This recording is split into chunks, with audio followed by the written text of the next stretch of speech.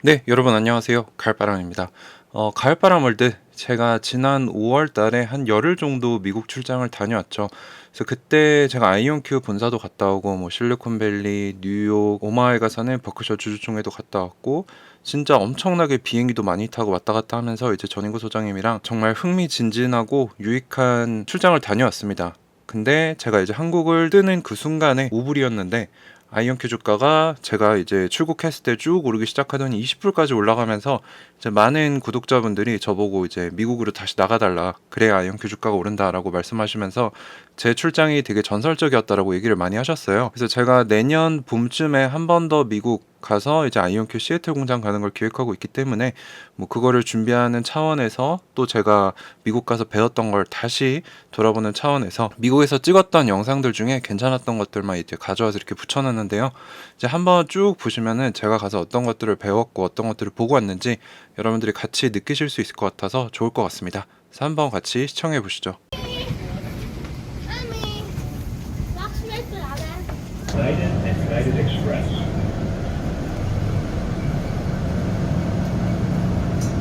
Please hold on.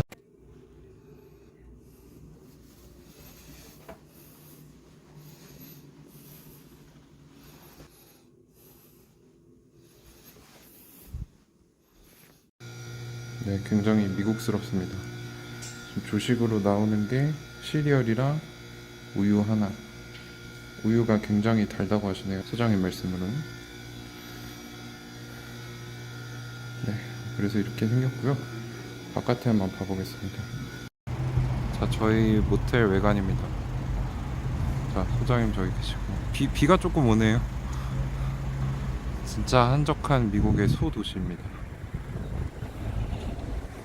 약간 그 미국의 풀냄새도 좀 나고 굉장히 조용하고 한적합니다. 이런데 이제 워렌 버핏님이 살고 계시다. 네, 소장님은 오늘 킹스맨 컨셉으로 양복으로 가신다고 하시네요. 반팔밖에 없으셔서 양복 입으신 건 함정.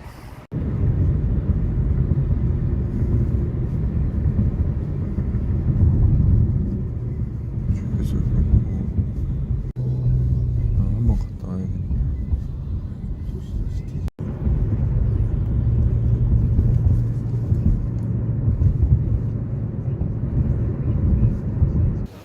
네, 여기 워렌 버핏이 살고 있는 집 앞에 왔는데 사람이 진짜 많아요. 중국 분들이 좀 많아요.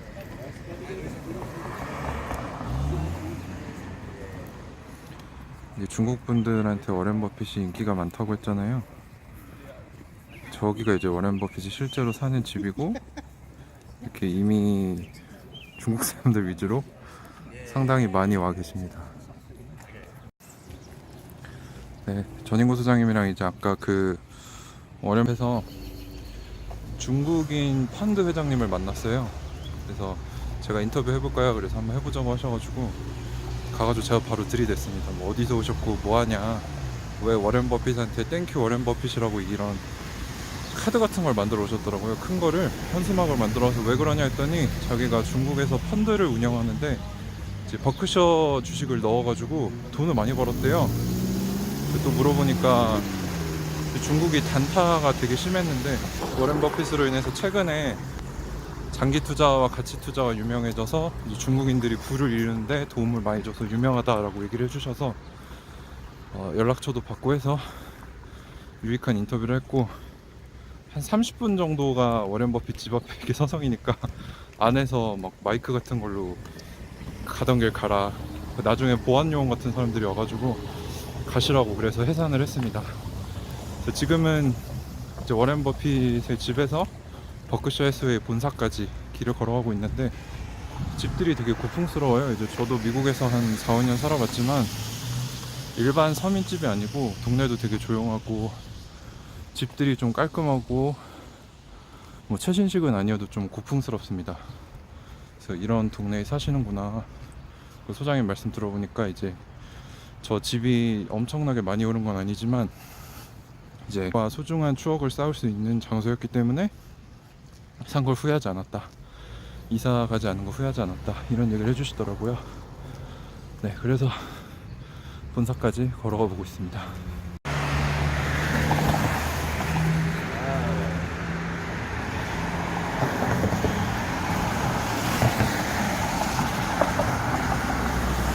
네, 저기가 바로 워렌 버핏이 실제로 온다는 맥도날드입니다.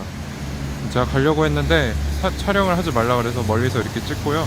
지금 워렌 버핏이 일하고 있는 버크셔 해서웨이 들어가 보고 본사 잠깐 구경하고 이제 그 CHI 헬스 센터에 가서 오늘 하고 있는 쇼핑데이 가보려고 합니다. 근데 비가 굉장히 많이 오고 있어서 모습이 좀 이래도 양해를 부탁드립니다.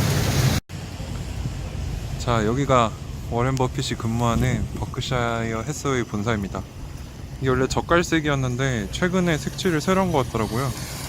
그래서 여기에 왔는데 비가 진짜 많이 왔어요. 비 오는데도 저희가 이제 소장님이랑 저랑 우리가 진짜 순례자의 길, 진짜 정도의 가치, 장기 투자의 길을 가자라고 해서 비를 맞고 30분 동안 걸어왔습니다. 그래서 이제 여기까지 왔으니까 버핏 형님의 출근길을 따라서 왔으니까 버크셔 쇼핑데이 가보도록 하겠습니다. 저희가 지금 CHI 헬스센터에 왔습니다. 여기가 이제 지금 쇼핑데이가 열리고 있고 내일 버크셔 주주총회가 열리는 곳입니다. 엄청 크죠? 사람도 엄청 많습니다. 네, 여기서 이제 윌콜이라고 해가지고 여기서 줄을 서서 들어가서 잔고증명서를 보여주면은 내일 주주총회 티켓을 받을 수 있습니다. 네, 저기서 이제 여권이랑 영문 잔고증명서 또는 그것도 안 가져오셨으면 그냥 어플로 켜서 버크셔 해서웨이 이제 주식 가지고 있는 거 보여주면은 요걸 줍니다. 이게 주주라는 증명서고 이거를 가지고 이제 저쪽으로 가서 이제 저기서 이제 목걸이를 받으면 목에 찰 수 있게 됩니다. 네, 지금 버크셔 쇼핑데이에 들어왔는데 또 강한국 작가님이 와 계셔가지고 저희가 같이 만났어요. 네, 그래서 지금 두 분 촬영하고 계셔서 저는 뒤에 따라가면서 네, 같이 이따가 3프로의 김프로님이 오신다 그래가지고 잠깐 뵙고 인사드리고 사진 찍고 가려고 합니다. 그래서 지금 기념품을 많이 안 샀다고 생각했는데 100불 넘게 썼고요. 여기는 이제 버핏이 소유하고 있는 BNSF Railroads라는 철도 회사고요. 이 회사 선전을 위해서 이렇게 철도랑 기차가 구현이 되어 있네요. sorry. 네, 미니어처로 굉장히 예쁘게 구현이 되어 있습니다. 너무 귀엽네요. 네, 여기는 이제 넷젯이라고 해가지고 안 보이긴 하는데 개인 제트기를 여러 명이 나눠서 쓰는 뭐 그런 회사인데 여기도 워렌 버핏이 인수를 해서 이렇게 들어가서 체험할 수 있는 코너가 있습니다.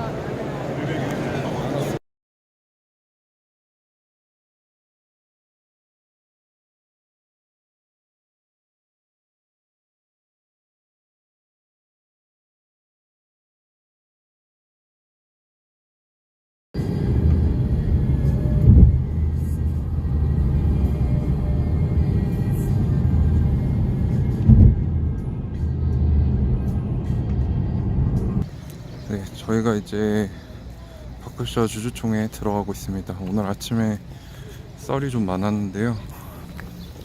아침에 나올 때 짐 맡길 데가 없어가지고 막 여기저기 알아보다가 결국에는 저희 머물고 있는 모텔 사장님, 사모님께서 허락을 해주셔가지고 짐을 맡길 수 있었습니다. 그래서 허겁지겁 왔는데 또 저희 소장님 구독자분께서 자리도 맡아주셔가지고 감사하게 되게 급하고 불안한 마음으로 출발을 할 뻔했는데 네, 짐도 잘 맡기고 네, 자리도 맡아주셔서 가벼운 마음으로 가고 있습니다. 네, 그리고 한 가지 팁을 드리자면은 그 CHI 헬스센터 바로 옆에 힐튼 호텔이 있어요. 그래서 버크셔 주주총회 오실 분들은 한 1년 전에 먼저 힐튼 호텔을 잡으시는 게 좋습니다. 비행기도 그때가 싸고요. 이게 저희가 한 4-5개월 전에 잡았는데 비행기랑 호텔 값이 모텔도 별로 안 좋았는데 엄청 비쌌어요. 그래서 버크셔 오실 거면은 빨리 비행기랑 호텔은 힐튼 오마 하나밖에 없습니다. 거기로 잡으시는 게 진짜 싸고 편합니다. 224 오른쪽. 안녕하세요. Is there any chance that I could play a CIA agent? In your next movie. Doesn't have to be a big part. Oh, well, I had promised Warren, that I'd speak to this.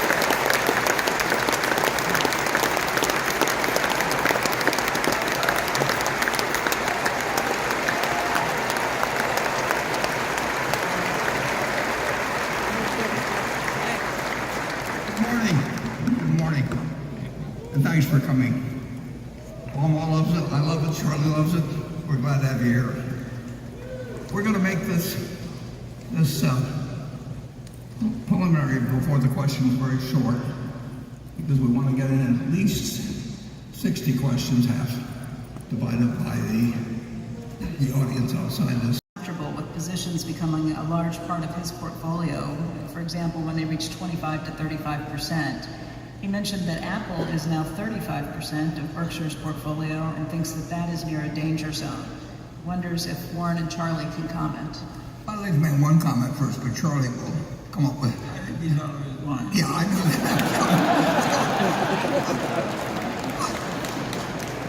Apple is not 35% of Berkshire's portfolio. Berkshire's portfolio includes the railroad, the energy business.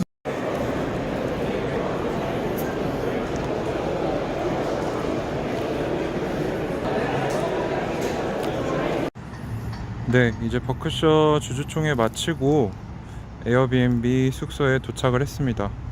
뭐 여기는 아시다시피 굉장히 시골인데 원래는 슈퍼 8이라는 모텔에 있다가 현재는 에어비앤비 숙소 좀 괜찮은 아파트로 이동을 했어요. 자, 오마하에 있는 것 치고는 꽤 깔끔하고 괜찮은 아파트고요. 내부는 좀 이따 보여드리도록 하겠습니다. 낡은 아파트라고 하긴 좀 뭐고 공동주택과 뭐 이런 미국적인 느낌이 물씬 나는 골목이 있습니다.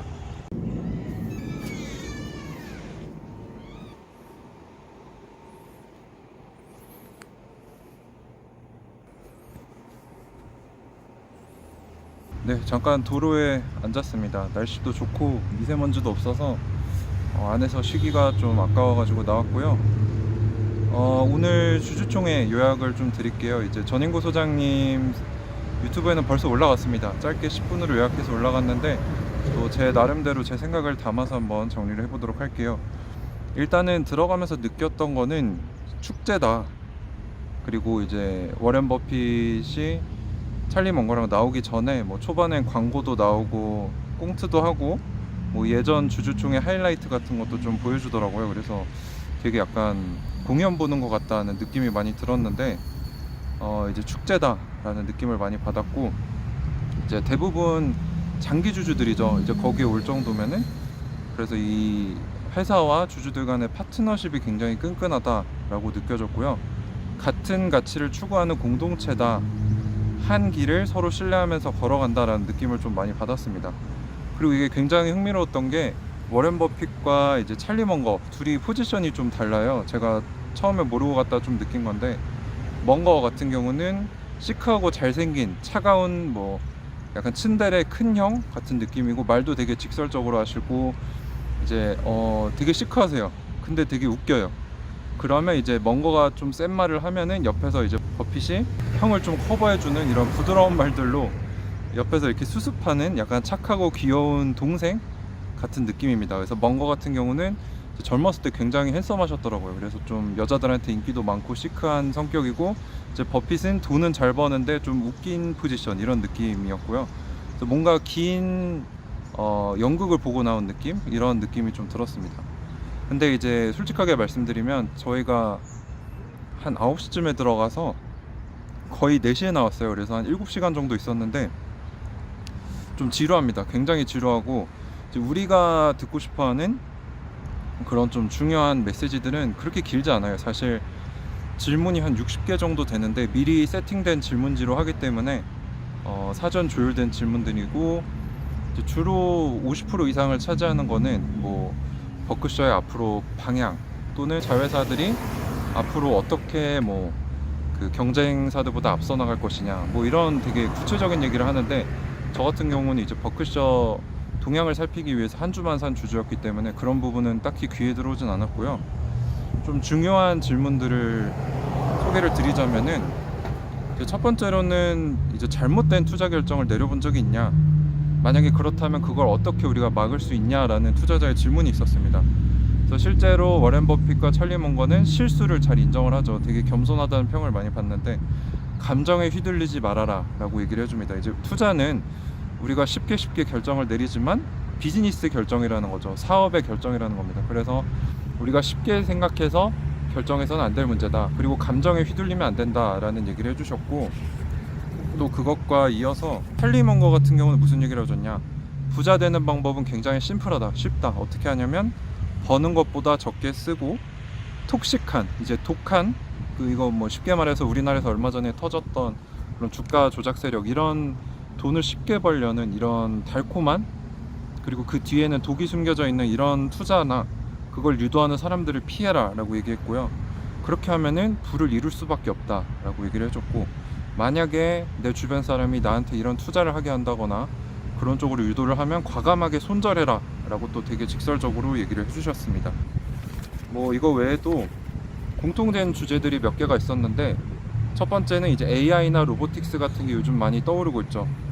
그래서 이런 것들에 대해서 어떻게 생각하냐, 그리고 여기서 가치 투자자의 자세는 어떻게 돼야 되냐, 가치 투자자가 유효한가 라고 물어봅니다. 그래서 그거에 대한 답변으로 찰리 먼거는 또 되게 직설적으로 얘기를 해요. 앞으로 어려워질 거다, 가치 투자자들은 수익이 줄어드는 것에 익숙해져야 된다 라고 얘기를 합니다. 이제 버핏은 좀 당황을 하죠. 이제 왜냐면 버크셔가 가치주의 대표적인 이런 대장격인데, 이런 얘기를 해버리면 주가가 떨어질 수 있으니까 좀 당황해하면서 내가 투자를 시작한 1930년 40년대와 지금은 다르지 않다, 세계가 아무리 변화해도 투자 기회를 주는 건 기술이 아니라 사람들이 멍청한 실수를 하기 때문이다. 그래서 우리가 해야 되는 거는 그런 멍청한 실수를 하지 않도록 하고, 현명한 투자자로서 이런 사람들이 손실을 낼 때 우리는 그것으로 인해서 수익을 내야 한다 라고 해서 가치 투자는 불변하다 라는 얘기를 해줬습니다. 또 AI, 뭐 신기술 이런 거 얘기하면은 테슬라를 빼먹을 수가 없죠. 그래서 한 캐나다인 질문자가 와가지고 일론 머스크에 대해서 두 분이 이제 과대평가된 인물이다 라고 얘기하셨는데, 지금은 어떻게 생각하냐 라고 얘기를 했어요. 뭐 일론 머스크가 이룬 뭐 스페이스X나 뭐 이런 테슬라 등등을 얘기하면서, 그러니까 그 사람은 테슬라 주주였던 것 같아요. 여기에 대해서 찰리 먼거는 능력이 있는 사람이다, 불가능한 것에 도전하는 사람이다 라고 얘기를 했고, 버핏 같은 경우 이 두 분 다 비슷하게 얘기했어요. 뛰어난 친구지만 이제 굳이 불가능을 뛰어넘는 일을 할 필요가 있겠느냐, 더 쉬운 방법으로 돈을 벌 수가 있는데 굳이 그렇게 노력할 필요는 없다 이거죠. 그러니까 어쨌거나 돈을 벌면 되는데, 뭐 이런 얘기를 하면서 일론 머스크를 너무 높게 평가하는 것을 좀 주의했던 것 같습니다. 이제 후계자 구도에 대한 질문이 좀 많았어요. 이제 버핏이 92세, 찰리 먼거가 99세입니다. 한국 나이로 하면은 93, 100살 이렇게 되기 때문에 이 두 분이 건강 상태가 굉장히 안 좋으세요. 제가 봤을 때도 이제 찰리 먼거는 걷지를 못합니다. 그래서 휠체어를 타고 들어왔고, 버핏 같은 경우도 굉장히 숨을 차 하는 모습을 좀 많이 보였거든요. 그래서 굉장히 건강이 좋지 않구나 라는 게 느껴졌어요. 그래서 아마 이번이 마지막 버크셔 주주총회가 될 수도 있겠다라는 생각이 좀 들었는데, 이제 투자자들도 비슷한 생각이겠죠. 그래서 그 얘기를 많이 합니다. 후계자 구도 탄탄하냐, 당신 둘이 떠나게 돼도 버크셔는 돈을 잘 벌 수 있는가, 이런 질문을 공통적으로 많이 했습니다. 그래서 거기에 대해서 이제 버핏 같은 경우는 문제 없다. 뭐 후계자분이 이제 옆에 앉아 계시더라고요. 후계자분이 뭐 문제될 거 없고 능력도 있는 사람이고, 이제 버크셔는 오토파일럿이다. 그러니까 자신들이 떠나도 잘 돌아갈 수 있게 시스템을 구성해 놨다라고 얘기를 했는데, 뭐 이 부분에 대해서는 저도 그렇고 이제 전인구 소장의 입장도 조금 다릅니다. 버크셔에서 이 두 사람, 특별히 버핏에 대한 존재감이나 상징성이 굉장히 크기 때문에 이 두 분이 만약에 세상을 떠나게 되면은 아무래도 타격이 크겠죠. 그래서 그 부분에 대해서 주주들이 많이 걱정을 하고 있는 것 같았고, 또 공통적으로 나왔던 주제가 미국의 패권, 달러 패권이 흔들리고 있는데 여기에 대해 어떻게 생각하냐. 그래서 워렌 버핏이 뭐라고 했냐, 미국은 젊은 국가이고 작게 시작했지만 크게 성장했다.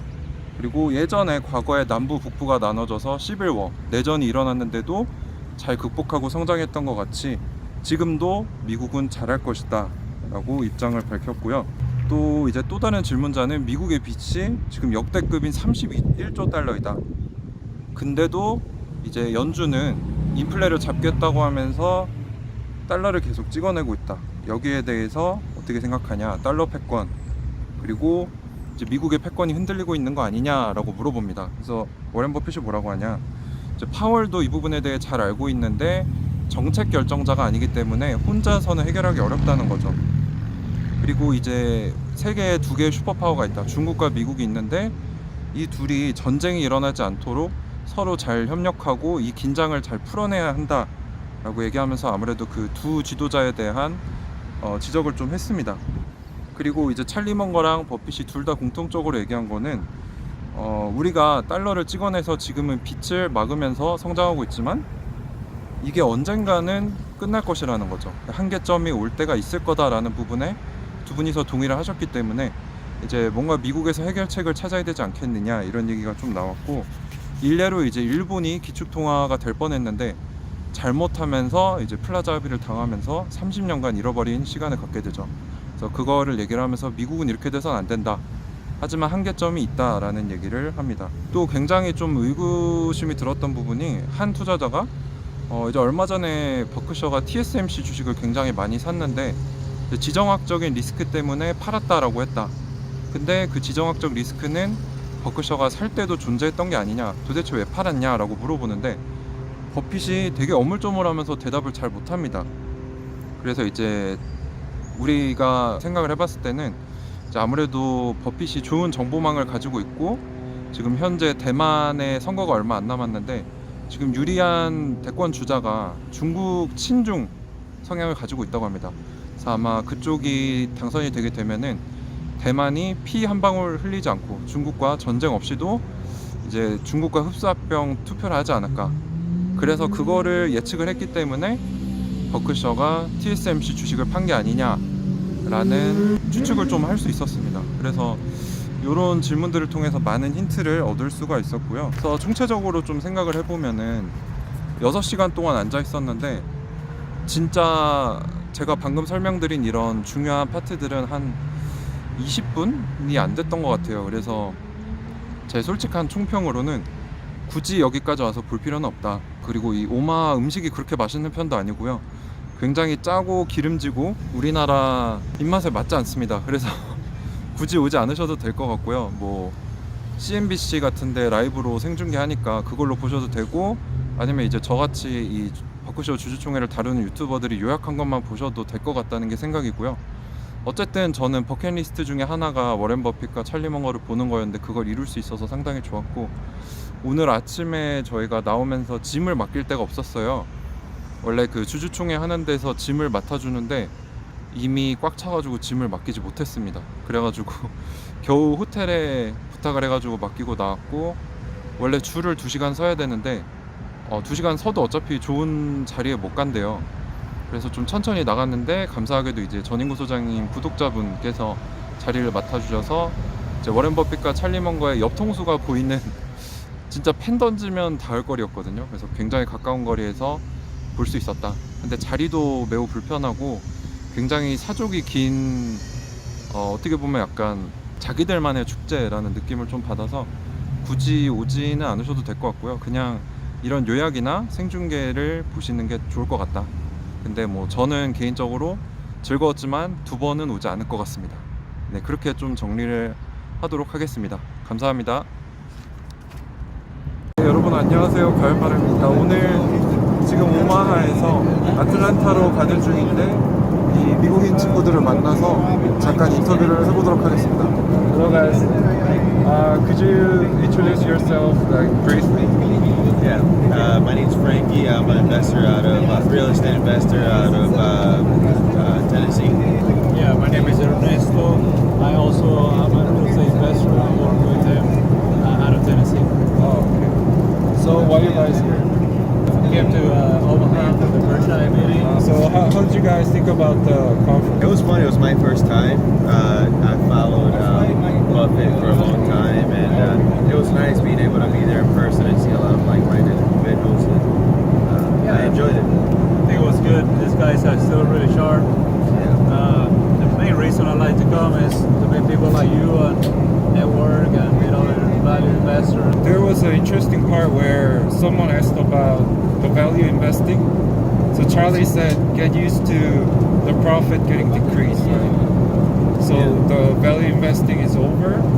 So I think they talked about that a little bit. So what do you guys think about that? I don't think it's over. I think it came out of style for a while because of the low interest rates and the tech growth companies. Everybody wanted to jump into that, but it happens. It cycles. You just have to be patient. I think it's typical Charlie. He's a funny pessimist, but it's worked for him for 80 years, or whatever, 60 years. So I think it's going anywhere. I think value is going to come back to style now with the higher interest rates. So I'd like to talk about the U.S. economy. So what do you guys think about it right now? Is it in the hard times or is it getting recovered? In our sector, what we do every day, which is real estate, in our specific market, we haven't really seen much of a slowdown. Maybe a small correction, but still hasn't really hit us much. Again, in real estate, there's just really a lack of merchandise. Is it only for the Tennessee or over the states? I can only speak of my market, but from what I understand, it's in the entire country. But the United States economy is strong. You guys think? Yeah, we still feel like it's in my opinion, still a great place to invest. So what do you guys think about interest rates? I think the biggest issue with interest rates is how fast they rate the Fed raised them. I don't think we're seeing astronomical interest rates. They're still lower than the nation's average.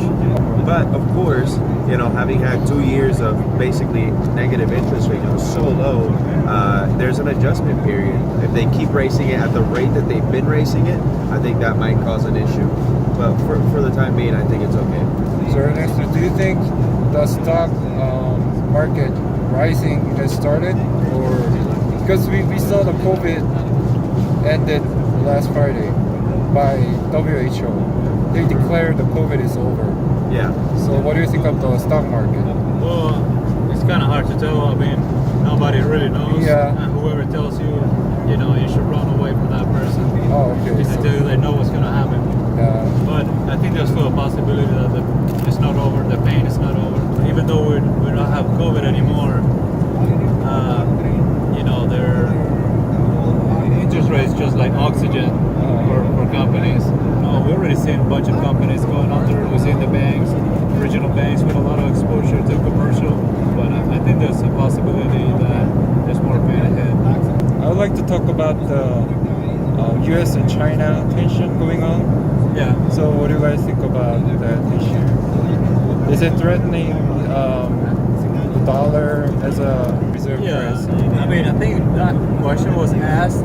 Charlie Munger said, I don't believe that it was going to be threatened anytime soon. I think China and other countries have realized that having that big of exposure to the US dollar has its dangers. The way the Fed is manipulating the currency. Yeah. So I think they're trying to cut the US as like the middle currency and trying to transact directly their own currencies. I think that's not going to happen overnight. We're talking about decades. Yeah, I agree. Both countries' interests. We're talking about the two world superpowers, as Charlie Munger said. Yeah. And it's in both of their interests to get along. I think there's a lot of media hype as to these people are fighting, but in reality, behind the scenes, I think they're trying to work together to have a more stable commercial environment. We don't want to go to war, neither do they, and we don't want to lose money, and neither do they. I think countries are always like a child trying to see with their parent how much they can get. They do that with each other all the time. I think we still have a strong economy in the United States compared to the worldwide economy, and I don't think we're going to be an outplayer anytime soon. So the last topic, this might be a little bit personal, but what do you guys think about the Biden administration? There's a camp in the United States that believes that he's just being propped up and that he's kind of like a mannequin of people behind him. To be fair to him, I think that he inherited a difficult time, in the United States history. We're coming out of, or really not even coming out of a pandemic, country that's super divided, and they're trying to pull it together. Biased media that props them up, and that's nothing new in the United States. I think they've played it, the best they could. So are you a Republican or Democrat? I'm an independent. I'll say I didn't vote for Biden. I forgot to ask about the inflation. Do you guys feel the price getting crazy? Yeah, certainly. I will say I think that's one thing the Biden administration hasn't been very forthcoming about. They said inflation was a certain rate, but the everyday American was seeing a completely different rate. Where they were saying at first, inflation's up 5 or 6%. We were seeing on some products it was up, 25, 50%. So yes, 100%. I think inflation is a reality, is a real thing. But it's getting better, right? The inflation is decreasing. You guys feel that? When you compare to last year's numbers, year over year, it's cooling off. But compared to pre-COVID, it's way higher, Yeah. So the Fed has a mandate of 2% annual inflation, and I think we're about 5%. Yeah, I think that's what they said, between 5 and 6. So, they still have a long way to go. If you I don't think it's going to go back to 2% anytime soon, honestly. Yeah, I guess you will have to determine if 5% inflation is high or not. So it'll be the new normal. It might be the new normal. We hope not. But you guys believe America will get over with it, right? I think so. I think this is a very entrepreneurial country, very hard. Exactly. All right, thank you for your time. Even Yes. though we are on the plane, Yeah. we're like 38,000 feet above the ground. It's one And 800 miles an hour. first interview. Yeah, I bet it's the first time the Korean YouTuber had an interview on the sky. Yeah. Looking forward to Thank you very much. Yeah. Thank you. 와우.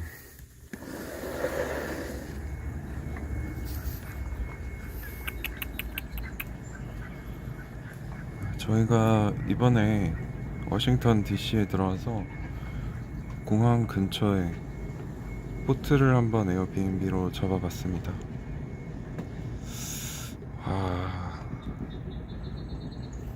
호수에 둥둥 뜬 배에서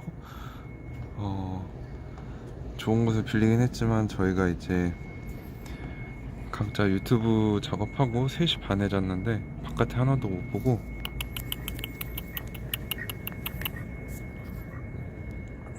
잠도 거의 못 잤다는 게 함정인데요. 원래는 뭐 수영도 하고 이것저것 해보려고 했는데 일단 예쁜 모습이 있어서 이것만 좀 녹화해서 보여드리도록 하겠습니다.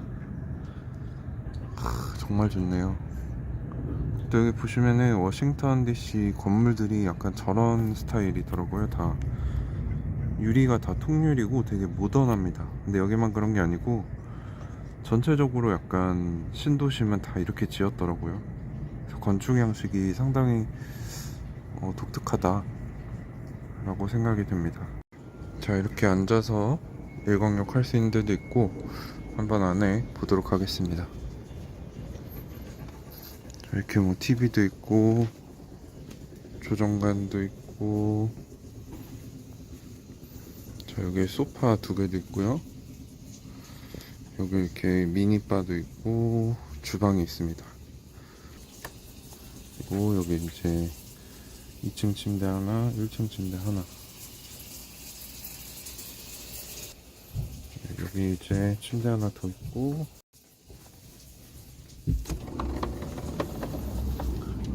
이렇게 뒤로 나가보면은 여기가 이제 항구 쪽이랑 연결이 돼 있죠. 이렇게 배들이 정착되어 있습니다.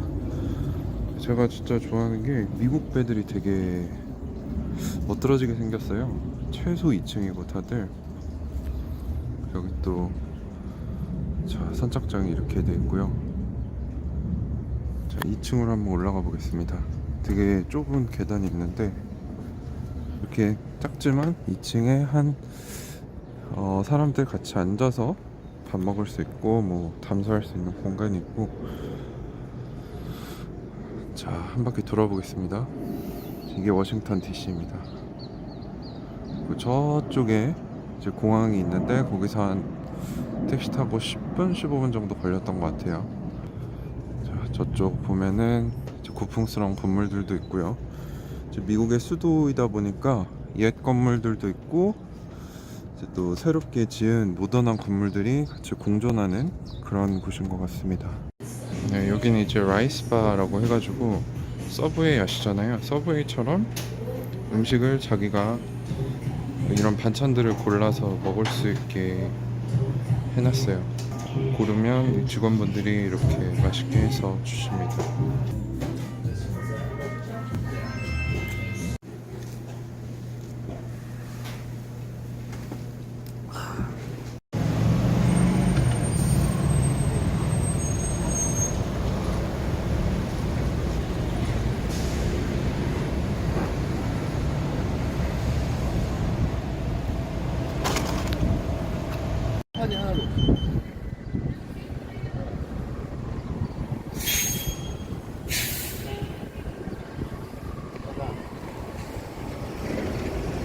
자, 저희가 있는 데가 이제 백악관 바로 뒤편인데 보시면 수출입은행 그리고 베테랑들 이제 제한군인들 담당하는 기관도 있고요. 여기 보면은 거의 다 정부 기관인 것 같아요. 여기도 보시면은 미국 국기가 있고 앞에 현수막에 독수리가 그려져 있죠. 그리고 백악관 주변에는 이렇게 정부 기관들이 있는 것 같습니다. 자, 이제 백악관 앞까지 왔습니다. 여기가 그 유명한 검은 철창이에요. 이 안쪽에 이제 대통령 관저가 있습니다. 야, 여기가 이제 바이든 대통령이 살고 있는 백악관 관저입니다. 자, 여기가 백악관 정면입니다. 바이든이 살고 있는 백악관 관저. 자, 월요일 아침인데도 굉장히 많은 사람들이 관광을 하고 있습니다. 굉장히 깔끔한데 오래된 건물도 있고 또 새로 지은 건물이 잘 조화롭게 있는. 그리고 사람들이 보시면은 다 날씬해요. 미국의 비만율이 50%, 60% 이런 걸로 알고 있는데 신기하게 이 워싱턴 DC는 사람들이 참 날씬하고 탄산음료도 잘 안 먹고 저희 한식 먹을 때 거기 와서 비빔밥 먹는 미국인들도 많았고요. 다 샐러드 같은 걸 먹고 있어요. 그래서 DC가 진짜 잘 사는 동네구나 라는 걸 느낄 수 있었습니다. 네, 여러분, 여기가 항상 자료화면에 보시는 그 연준입니다. 페더럴 리저브라고 하죠. 여기가 이제 구청사라서 지금은 공사를 하고 있고요. 자, 여기 보시면은 실제로 파월 의장이랑 그 위원들이 들어가서 회의를 하는, 여기가 신청사입니다. 저기 보시면 페더럴 리저브 시스템이라고 적혀있죠. 자, 여기는 이제 주요 관광지들, 뭐 전쟁기념관, 세계 2차 대전 기념비, 마틴 루터 킹 박물관 뭐 등등이 있는 그곳을 가기 위해 그 주변에 있는 공원입니다. 엄청나게 광활하고 넓죠. 아마 한국에 이 정도 되는 사이즈의 공원이 별로 없을 것 같아요. 보시면은 와, 저기 호수도 있고, 저기 보시면은 이제 미국은 땅덩어리가 하도 넓으니까 사람이 저런 기계를 타서 잔디를 깎습니다. 자, 이제 너무 넓어서 걸어다니기가 힘들어서 이 홉온 홉오프라는 투어가 있어요. 이제 하루에 한 54불 정도 되는데 요걸로 버스 스탑이 많아서 여기서 이제 타서 버스로 투어를 해보려고 합니다. 같이 와보시죠. 야, 엄청나죠? 엄청 큰데? 잠실 타워보다 조금 작은 것 같은데? 엄청 넓네요.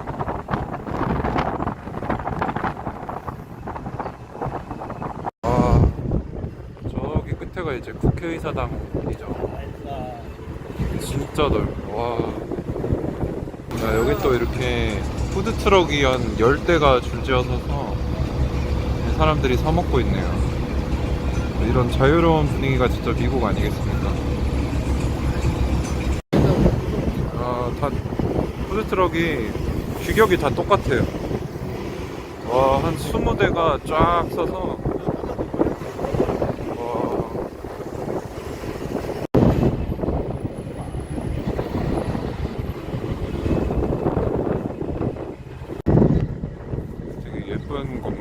이거 성당인가 보다. 이거 꽤 오래됐을 것 같은데요? 뭐 건국할 때 세운.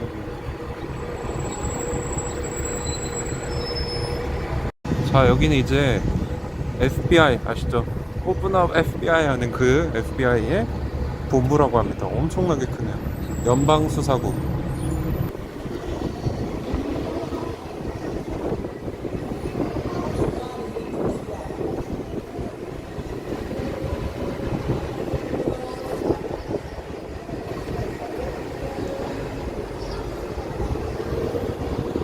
여기 뭐 하는 데지? 인터컨티넨탈 호텔. 야, 너무 좋은데. 이게 약간 영국풍 느낌. 윌라드 센터.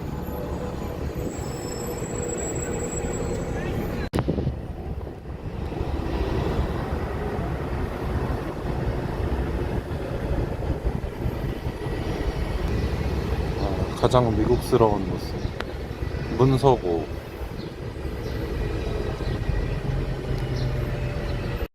자, 민주주의의 심장 국회의사당입니다.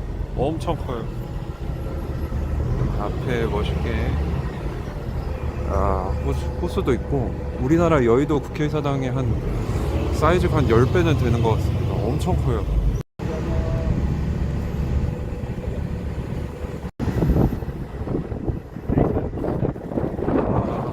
저분은 장군이라고 합니다.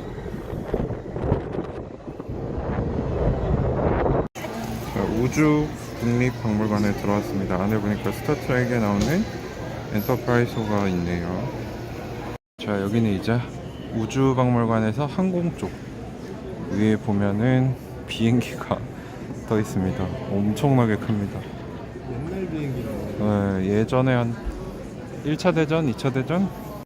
우주 탐사 로봇도 있어요. 생각보다 사이즈 엄청 큽니다.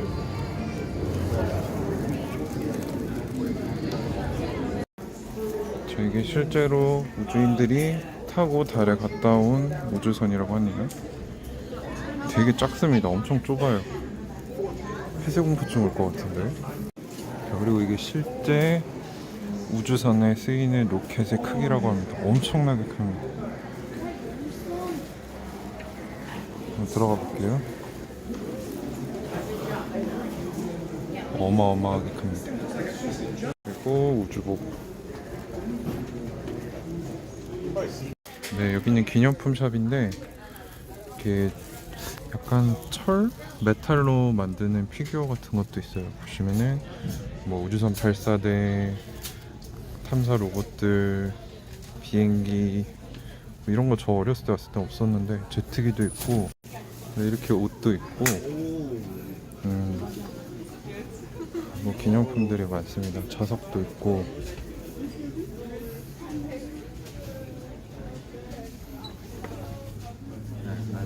뭐 사셨습니까?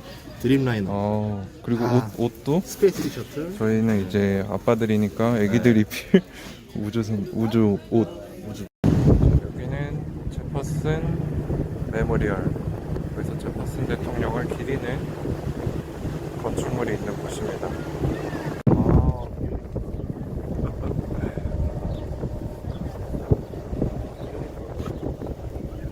자, 여기가 링컨 메모리얼입니다. 링컨을 기념하는 건물이고, 안에 이 의자에 앉아있는 링컨 대통령의 모습의 동상이 있죠.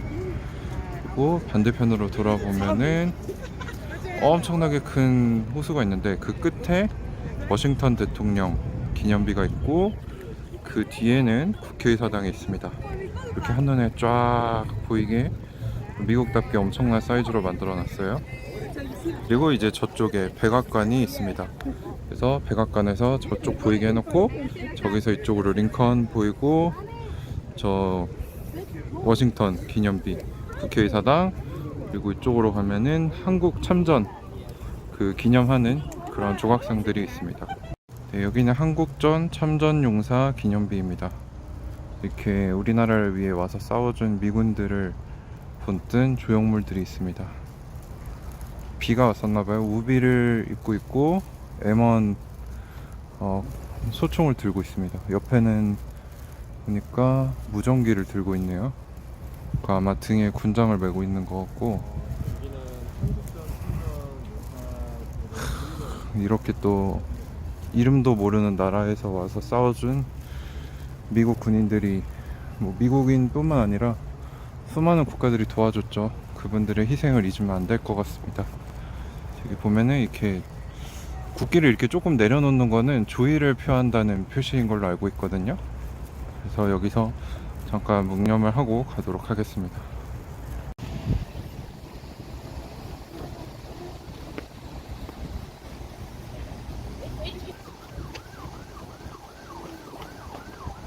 자, 여기 보시면 자유는 공짜가 아니다 라고 적혀 있고요. 여기 보면은 부상자 미국인 10만 명, 유엔은 100만 명, 포로 미국인 7천, 유엔은 9만 명, 그리고 실종자 미국인 8천, 유엔 47만 명, 마지막으로 사망자 미국인 3만 6천, 유엔은 63만 명.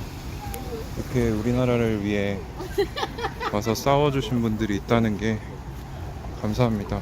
그래서 여기 바닥에 뭐라고 써있냐, 우리 민족은 모르는 사람들이 있는, 그리고 모르는 나라를 위해서 와서 방어해달라는 이러한 요청을 대답한 사람들이 있지 않겠다 라고 되어 있고, 여기 보시면은 또 우리나라 군인분 중장께서 오셔서 당신의 희생을 잊지 않겠다 라고 꽃다발을 해놓고 가셨습니다.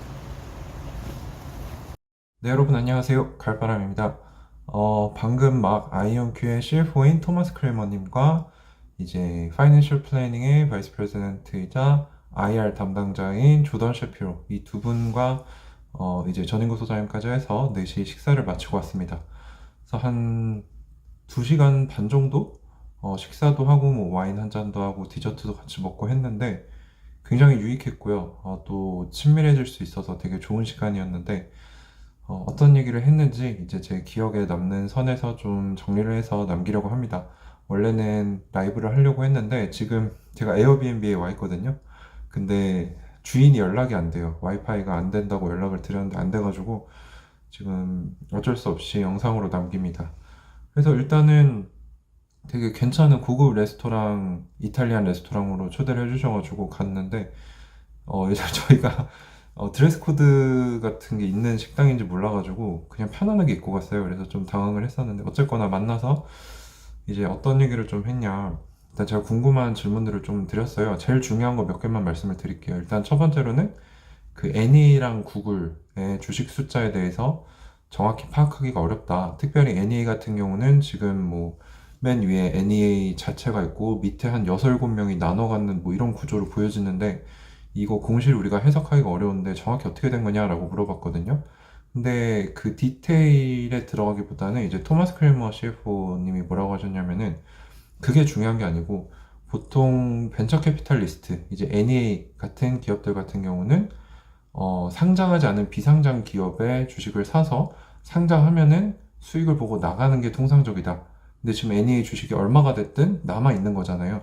그리고 구글도 마찬가지로 구글 벤처스 주식이 아직 남아 있습니다. 뭐 450만 주 정도 되는 걸로 알고 있는데, 이제 저희 같이 잘 모르는 사람들이 생각하기에는 쟤네들 팔았으니까 이제 가망이 없나 이런 생각을 할 수도 있는데, 이제 그쪽을 잘 아는 뭐 CFO 입장에서 봤을 때는 벤처 캐피탈리스트들은 상장을 하면 빠져나가서 다시 비상장 기업에 투자를 하는 게 일반적이라는 거죠. 근데 이들이 주식을 적지 않은 수량을 남겨뒀다는 것 자체가 의미가 있고, 이제 본인들과 그 NEA, 아이온큐가 상장을 할 수 있도록 도와줬던 그 벤처 캐피탈리스트들이 자기들과 롱텀 릴레이션십을 가지고 있다. 장기적으로 함께 갈 목적이 있고, 그리고 다른 기업들, 뭐 본인들이 투자하는 기업들을 그렇게 하는, 이제 투자하는 회사와 프렌들리한, 친화적인 몇 안 되는 벤처 캐피탈리스트들이다 라고 얘기하면서, 우회적으로 뭐 그 수량이 중요한 게 아니고 이들과 중요한 좋은 관계를 맺고 있으니 걱정 안 해도 된다, 이런 식으로 얘기를 해주셨는데, 그 부분이 좀 인상 깊어서 말씀을 드리고요. 두 번째로는 좀 그런 얘기를 했어요. 저희가 이제 올해 저랑 같이 공부해 보신 분들은 아시겠지만, 옛날에는 아이온큐가 뭐 확신을 가지는 말들을 하지 않았지만 이제 조금씩 변화되면서 뭐 앞으로 1, 2년 안에 양자 컴퓨터 팔 거다라는 얘기가 또 작년 실적 발표에 나왔고, 최근에는 실적 발표에서 매우 큰 계약에 대해서도 지금 협의 중이다라고 얘기를 했고, 양자 컴퓨터 판매가 1년 뒤 2024년에 벌어질 거고, 이제 AI 분야에 있어서 챗GPT 순간이 있었죠. AI가 엄청나게 상용화되면서 붐이 일어나게 된 그 순간이 2년 안에 일어날 거다라고 얘기를 해서, 가까운 미래 안에 또 몇 달 안에 새로운 양자 컴퓨터 출시, 그리고 지금 양자 컴퓨터들의 스펙이 업그레이드 되는 거, 그리고 새로운 프로젝트들, 파트너십을 발표할 것이다라는 얘기도 주주서원에서 나왔습니다. 그래서 그런 것들에 대해 제가 물어봤어요. 그럼 이런 것들은 투자자들한테 힌트를 주는 거냐? 나는 그렇게 받아들이고 있다라고 했더니, 이제 그 두 분께서 맞다라고 얘기를 했습니다. 이게 아무래도 공개가 되지 않은 정보이다 보니 100% 일어나지 않을 거를 얘기하는 거는 법을 어기거나 거짓말을 한 게 돼버리잖아요. 근데 본인들 이제 또 제가 질문을 했던 게 매우 큰 계약에 대해서 어떻게 생각하냐라고 했더니, 지금 증가하는 양자 컴퓨팅의 수요를 봤을 때 이런 매우 큰 계약이 일어나지 않는 것은 불가능해 보인다라고, 우회적으로 일어날 것이다라고 얘기를 해줬어요. 그리고 자기가 이렇게 얘기하는 거는 100% 확신했다가는 투자자들에게 잘못된, 만약에 일어나지 않았을 경우에 거짓말쟁이가 될 수 있고, 만약에 얘기하지 않다가 갑자기 큰 계약이 발생하면 투자자들이 당황할 수 있다. 그리고 기업들과의 신뢰가 형성되기 어렵다는 거죠. 그래서 제가 받아들인 게 맞다고 해요. 실제로 본인들이 100% 확신하지 않지만 이렇게 어조가 조금씩 바뀌면서 확신이 생기는 거는 투자자들에게, 또 장기 투자자들에게 힌트를 주는 그런 의미에서, 그런 차원에서 하는 게 맞다고 합니다. 그리고 또 어떤 얘기를 했냐면은 그런 얘기를 했어요. 이제 그 두 분이 어떤 식으로 어떻게 이 회사에 오게 되었는지, 뭐 과거 경험은 뭐였는지 이런 것들을 얘기를 했는데, 그 두 분 다 재밌는 얘기를 해주셨어요. 그래서 두 분 다 처음에 상장할 때 특정 금액을 넣어서 그 돈을 나중에 주식으로 바꿀 수 있는 그런 프로세스가 있대요. 근데 꽤 많은 돈을 둘 다 넣었다라고 하고요. 특별히 CFO 같은 경우는 제가 알기로는 한 70만, 80만 주 정도 가지고 있는 걸로 알고 있는데, 조던 셰피로, 이 IR 헤드 같은 경우는 그걸 공시할 의무가 없다고 합니다. 그래서 근데 제가 이제 말을 들어봤을 땐 꽤 많은 주식을 소유하고 있는 것 같아요. 그래서 그 두 분을 제가 떠봤죠. 진짜 이 회사를 신뢰하고 이 회사를 위해서 헌신하고 있는가? 라고 물어봤는데, 두 분 다 그렇게 얘기했어요. 나는 이 회사에 내 자신을 투자한 것과 같다. 이제 주식 투자는 여러 기업에 마음 편하게 할 수 있지만 내 자신을 투자할 수 있는 곳은 한 곳밖에 없다. 그러니까 내 자신을 올인한다는 거죠. 그리고 그 두 분 다 토마스 크레이머 같은 경우는 완전히 ETF에다가만 투자를 한다고 해요. 그리고 거기에는 신경을 안 쓰고 자기 자신은 IonQ에 100% 투자한다. 그만큼 헌신하고 있고, 불가능한 것을 가능하게 만들도록 하는 그런 흥미진진한 일을 펀하게 하고 있다라고 강조를 했습니다. 그 조던 셰피로 같은 경우도 매우 분산화된 투자를 하고 있고, 일단 자기의 관심사는 IonQ를 어떻게 키울 것이냐, 어떻게 이 기업을 불가능한 걸 할 수 있게 할 것이냐, 뭐 이런 것이다 라고 얘기를 해줘서 상당히 인상 깊었습니다. 뭐 이거는 저뿐만 아니라 전인구 소장님이랑도 얘기를 했을 때 임원들이 상당히 괜찮은 것 같다. 두 분 다 이제 토마스 크레이머 같은 경우는 하버드 출신이고, 조던 셰피로 같은 경우는 하버드 다음이라고 불리는 스탠포드 출신이거든요. 근데 이 두 분이 상당히 겸손하고 능력도 있고 회사에 대해 올인하고 있다는 거를 저희가 이제 볼 수 있었고, 이제 이게 이 두 분뿐만 아니라 또 다른 핵심 임원들이 뭐 CEO인 피터 제프맨 사장님, 김정상 교수님, 크리스 먼로 교수님 등등, 이 임원들 사이에 이 공통적인 가치가 통용이 되고 있고 모두 회사에 올인을 하고 있다. 이것 자체만 해도 저는 투자할 가치가 충분히 있다고 생각합니다.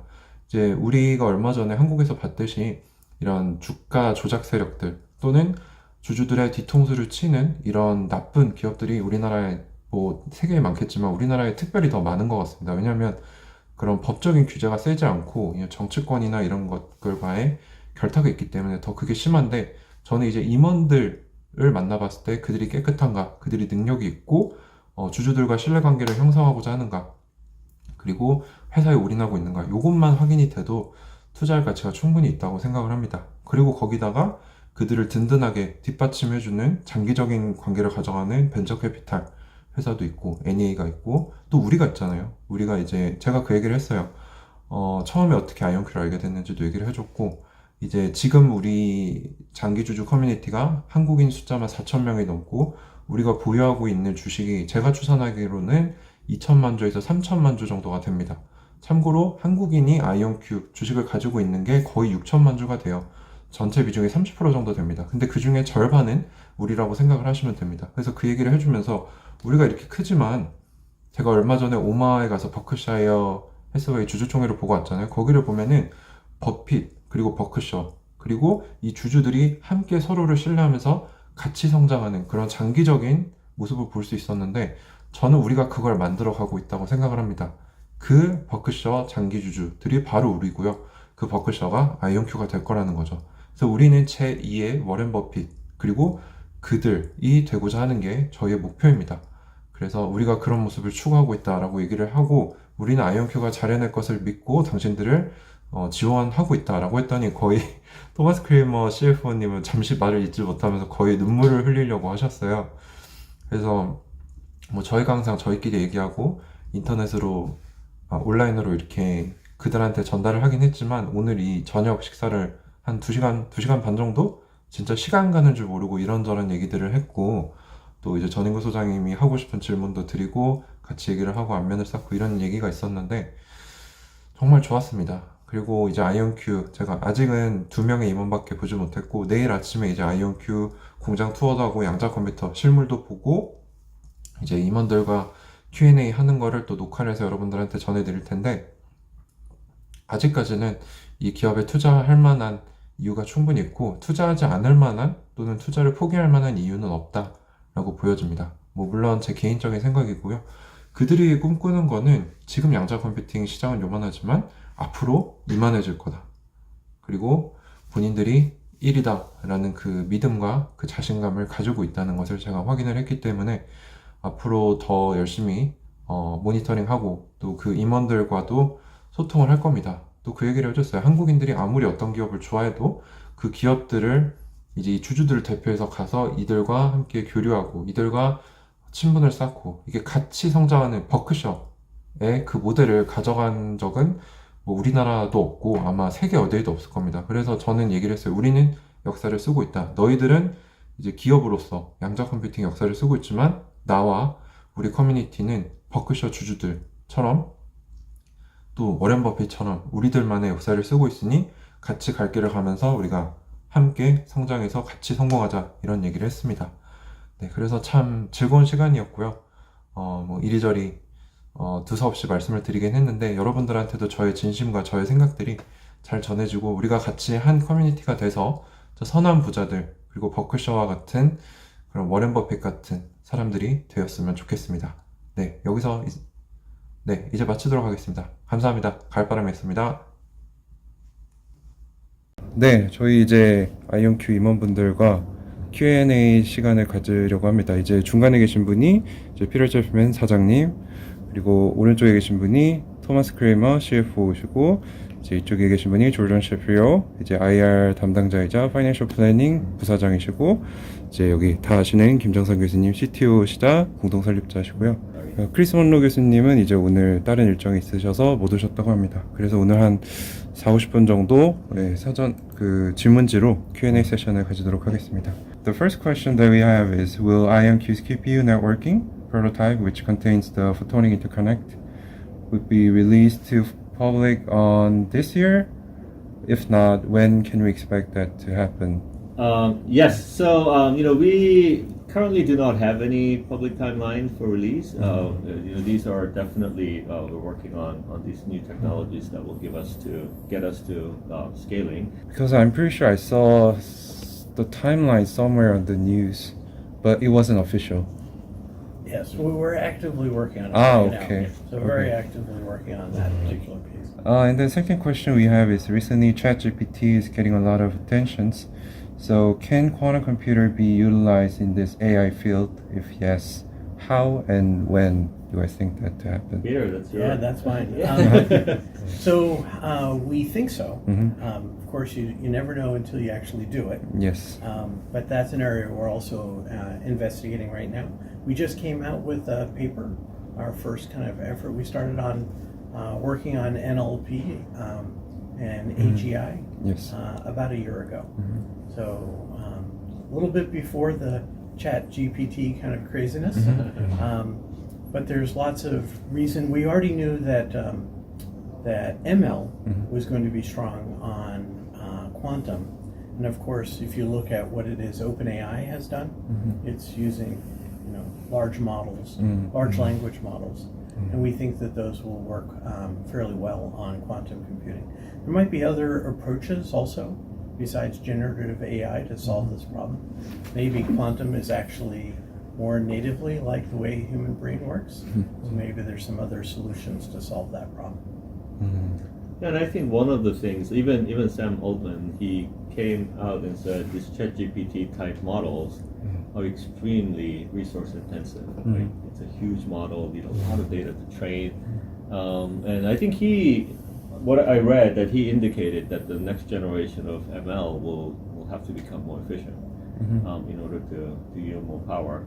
So there's a lot of kind of open questions about how both AI and ML will evolve. And I do believe that there's a lot of role that quantum technology can play. The next question is the partnership with Hyundai a long-term thing? What is the partnership's ultimate goal for IonQ? Well, that's a great question. I think Hyundai is a great partner. I think it's a great partner because we understand the opportunity and we understand the risk. So in that sense, I think our partnership has worked out very well. We've been working with them for over a year now. Our collaborations are still very strong. So I think that's going to continue. Of course, Hyundai's interest is whether quantum computing can eventually kind of help their main line of business. And our interest is if we can help them identify that, and then when that happens, we're going to be to help them deploy that. So in that sense, I think our interests are aligned. Exactly how that's going to pan out, I think it depends on how productive we are. A lot of people actually ask this. So how is it possible to jump from 2024's 35 AQ to 2025's 64 AQ just in a year? So part of it is we work on multiple generations of hardware at the same time. So it's not like we're starting at the beginning in just 1 year going to make that. The 64 AQ system has been, we've been working on that kind of now for several years. There's multiple machines, each one of them on its own parallel path, pursuing different aspects of that system, which then will all come together in that one system. So it's not just 1 year, it's actually multiple years to build that system. Well, I understand that in 2025, IonQ will deploy the error correction 16:1. Yep. So they will contain more than 1,000 physical qubits, which means you guys will have multiple QPUs. Well, so this is when you have a roadmap, right? It doesn't mean that I know exactly what to do 5 years from now. It's actually both a goal, and then from that we actually work backwards. What are the technologies we need to start investing today? What are the problems and questions we have to ask and solve today so that we can actually hit those kind of milestones in the future? So we've actually started out, as Peter mentioned, multiple elements that are needed. Some of them are Tata interconnects so that we can go to multi-modules. Certainly we have to be ready for increasing the number of qubits dramatically. We focus on error correction. We actually focus on getting better gates. All of these things are elements that we've been working together. And then, as these different fronts evolve, we have a better view of exactly how to actually achieve AQ 64 2 years from now. And sometimes we work on multiple things that compete with each other because we're not sure exactly which one will win out. So we're working on, if you look on error correction on one side is one way to the answer. The other way would be better gates. So we're pursuing both paths. And so it's at the end, we will choose the best technologies that actually seem to work. So we're often working on solving the same problem with multiple solutions so that we're kind of de-risking our roadmap going forward. So how is the current IonQ's QC operation speed compared to the current supercomputers? Yeah, so the real interesting question is as the AQs grow, as the quantum computer become more and more powerful, we can actually start to do things that classical computers just cannot do. Right? At that point, the speed of for small tasks, yes, we have a very, very powerful computer, but the real value of quantum computer is to be able to do things that classical computers will take ages to complete, right? So I think it's really the scale at which super quantum computers actually outperform classical computers increases very rapidly. So, for example, if we get to AQ64, we can actually do things that classical computers, even the best supercomputers, will never be able to do, right? So that's kind of the lens by which we have to look at it. And that's why we believe that the first and foremost, we should get to higher AQs so that we can actually outperform any classical computer. But even in classical computing, you don't see people today competing on kind of clock speeds today. That if you look at the architecture of your laptop, there's a lot of different factors that actually turn out to be the performance of that laptop. We do acknowledge that we want to get our gate speeds to be faster, but we don't think that that's the only answer to this problem. The current speed is not where we should be focused on. It is one component. It's an important component. It's an important component. It's just not the only one. So, and especially in these early days, what most people care about is not how quickly you can get to the answer, but can I get the answer? Okay. And so, as we get to much larger quantum computers, the gate speed will start to have a larger impact, but it has a smaller impact today. And it's like when we put the man on the moon, nobody did an expose on fuel efficiency. But fuel efficiency was important because you have to carry all that fuel to get it up there. But there's so many parts of a rocket, and we just want to say, well, can you put the person on the moon or not? And can you solve very complex problems or not? That's the first one. And then how long did it take you to get there? Right. I'd be willing to wait 2 years to get a cure to cancer. Right. It's one of the reasons where we've moved to barium, was to improve gate speeds. So barium QC, well, I'm not sure if I should ask this question. I expect it to be announced pretty soon, so will there be any hints on that? Well, again, we have not okay. decided on the timeline to announce on our barium systems, but we're certainly working on multiple fronts. Okay. Yeah. So how long will it take IonQ's QPU to become as small as the classical computer CPU? So original plan, I think, was 2023 to chip size. So what's the current status of this QPU miniaturization? I actually showed you the QPU. It is the same size. And if you look at an Intel CPU, it's actually a little bigger. The size of the overall computer now needs to shrink. So now what our focus is to take the entire computer and start to shrink it to go to rack-mounted, smaller footprints. And eventually the volume and adoption and industry manufacturing, all of that is going to drive that part of it accelerated very quickly. If you looked at the lasers that were originally used in Blu-ray players, they were large. Right. But it wasn't until we started to put them into commercial electronics that they got smaller and cheaper. So it was the volume, the Blu-ray volume, that allowed that to happen. So we just need to sell as many quantum computers as Blu-ray players, and we'll be able to shrink it down as well. So that's true for classical computers too, right? The mainframes, they sell very few; it's very large. Whereas iPhones, we sell tens of billions a year, and then they become very small. They shrink down. So there's a direct correlation between volume and size. So you guys expect quantum computer to be a size of smartphone someday when the market grows? Someday, no, right?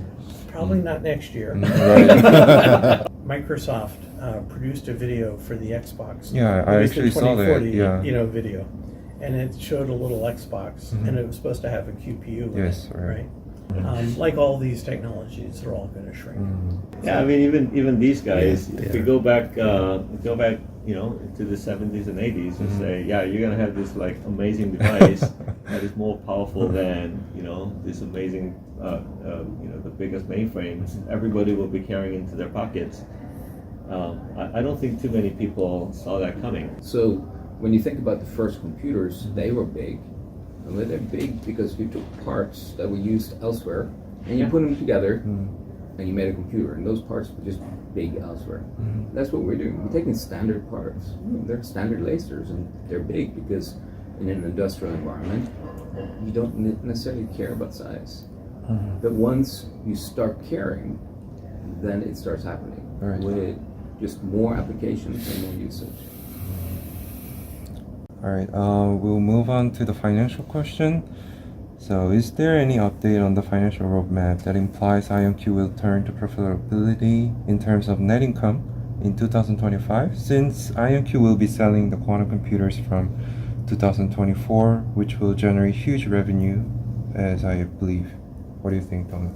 Because things are always changing, it's impossible to say. Like Amazon was going to be profitable after 3 years because then that could ship enough books. Like, nobody even buys books on Amazon anymore, right? And so what we are doing is we're setting up a way for us to reach our current roadmap, which we fully believe that we can. But it's possible that we also start developing other things that will change that roadmap and will also change how we finance it.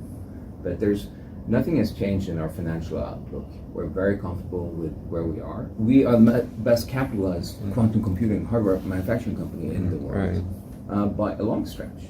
And that is an amazing power for us, which we can use to develop more technology, or we can also find partners to help us do that. If we're getting to the point where we're selling lots and lots and lots of quantum computers, we'll have to stand up factories. That will drive profitability down for some period. So it's just really difficult to kind of predict that future. What we can say is we have sufficient funds now to kind of get to AQ64 and kind of get to the promised land of finding the first applications that have quantum advantage.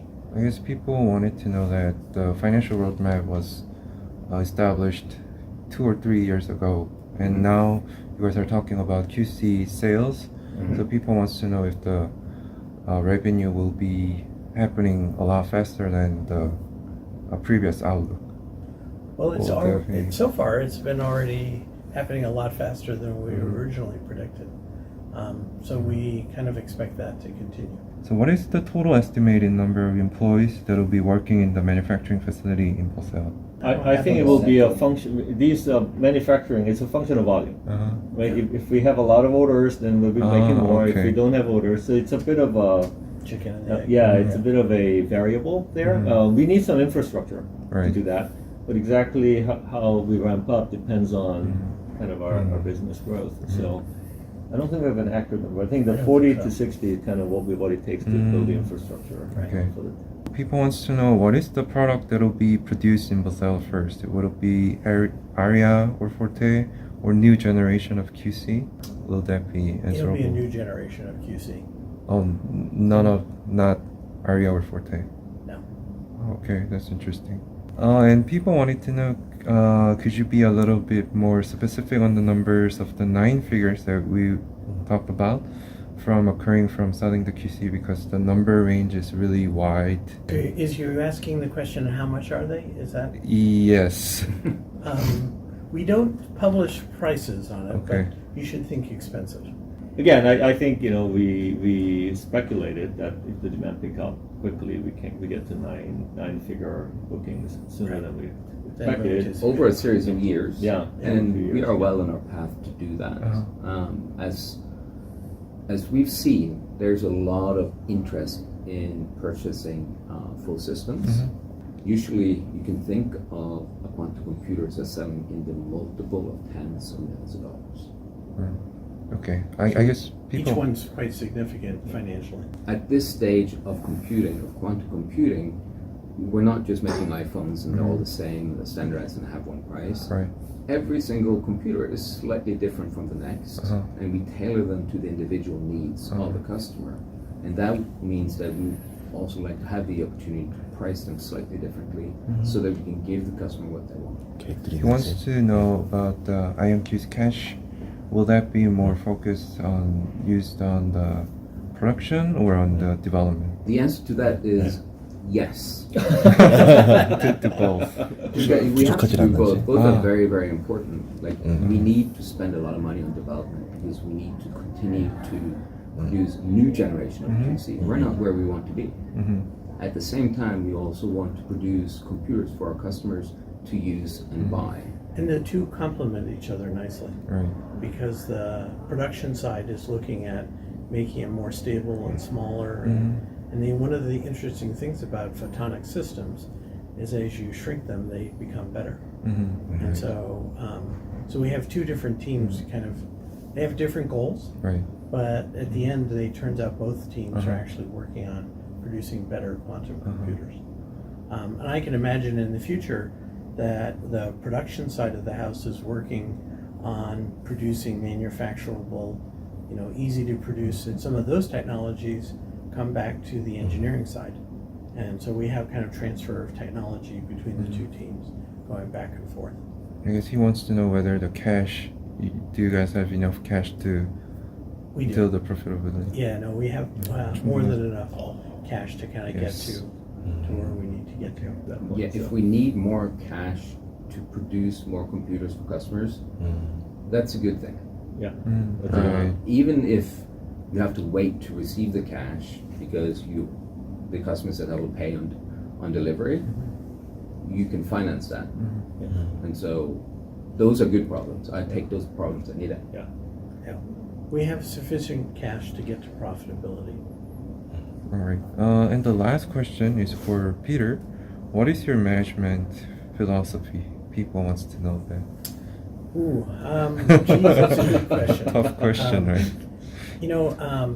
Back in the 90s when Bill Gates and Microsoft was kind of the company, and they asked Bill Gates what was his management philosophy. He gave an answer which I really liked. He said, I hire people to do work for me, and I trust them to do it. And I don't like micromanaging them. And if I find myself micromanaging them, then I know that's a sign I need to find a new leader. Right. And so I use basically the same philosophy. I try very much to hire the best people I possibly can. I don't like micromanaging people. That seems to me if I'm there, then I've done something wrong and I've hired the wrong person. So I try to give kind of our senior leadership team the room to be able to do what they need to do without a lot of management. And so far we've been very successful of hiring kind of some of the best. And my goal at the end is, I guess maybe Bill might have said it in a different way, his goal was not to do lots of management, but to hire a bunch of good people who actually do it for him. So I guess I'm the same way. 이제 안녕께 와서 김정근 교수님을 뵙습니다. 간단하게 인사만 좀 해주시면 좋을 것 같아요. 예, 안녕하십니까. 많은 관심 가져주시고 또 지원 많이 해주셔서 감사드립니다. 열심히 하겠습니다. 파이팅 한번 하고 가죠. 예. 하나, 둘, 셋. 파이팅!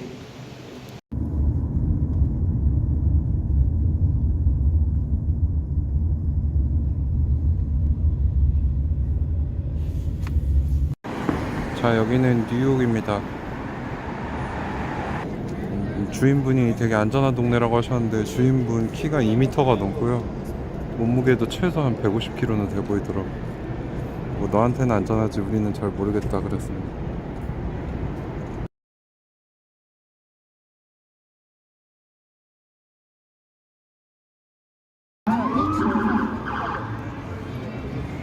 자, 여기는 브로드웨이입니다.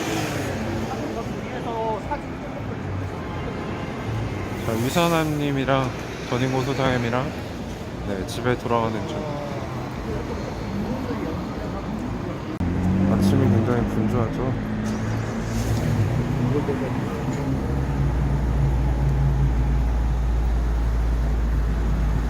그리고 저희가 머물렀던 숙소, 무슨 원래 무도회장을 개조했다고 하더라고요.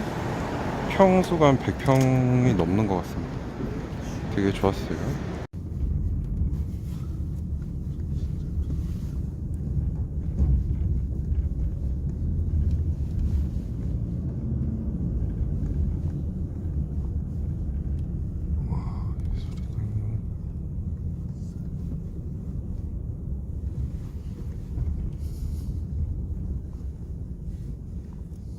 이런 골목이 진짜 예쁜 것 같아. 여기가 약간 더 중심부인가? 뉴요크.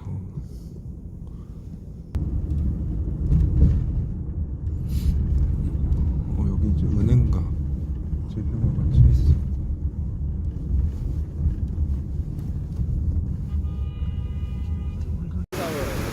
트럼프 타워 앞에 있는데 이게 굉장히 특이한 분수대가 있고요. 저기가 이제 환경 기자님들 일하고 계신 데인데 실내 가든인데 엄청 커요. 그리고 여기 보시면은 지금 화두가 되고 있는 First Republic Bank가 있고요. 소장님 계시고, 자 이게 이제 뉴욕입니다. 너무 멋있죠?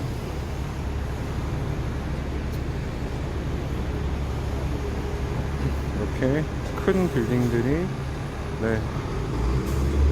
하늘 위까지 쭉 이어져 있습니다.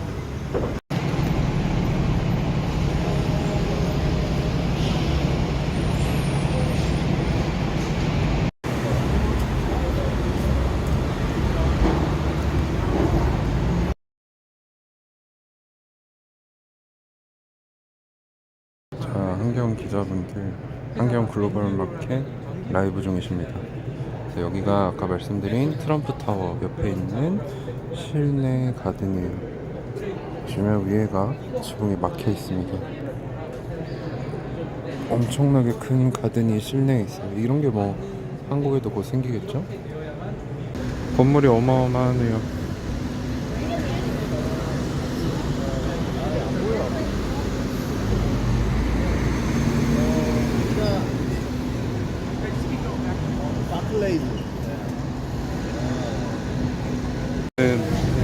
록펠러 센터 앞에 케빈이 스케이팅 하던 곳입니다. 그리고 여기가 록펠러 센터.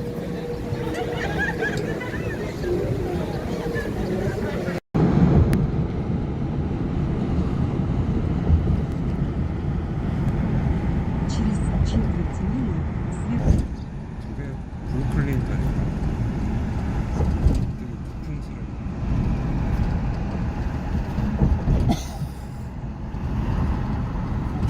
트레이드 센터고, 여기가 뉴욕 증권거래소입니다. 들어갈 수 있지는 않는데 저희가 그 내부 영상을 가지고 있어서 보여드리도록 할게요.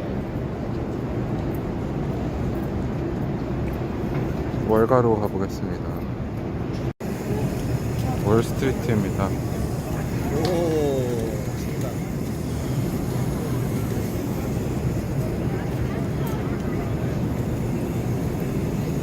자, 많이 보셨던 장면이죠. 미국의 월스트리트.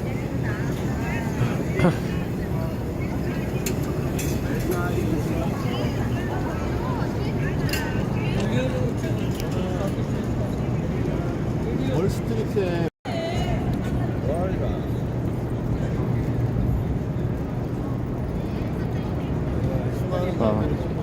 여기는 뉴욕 증권거래소인데 탱글 아울렛이라는 데가 상장을 했어요. 그래서 거기 임원분들이 저기서 지금 상장 기념으로 사진을 찍고 있는 것 같습니다. 자, 황소상 앞에 왔습니다. 뭘 만져야 되는데 왜 만지는 거예요?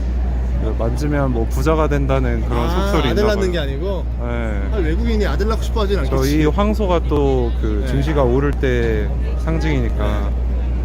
저희 한번 만지고 오세요. 들어가서. 자.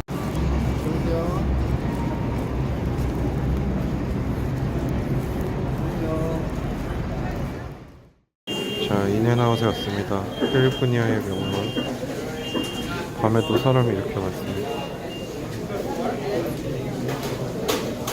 네, 알겠어요.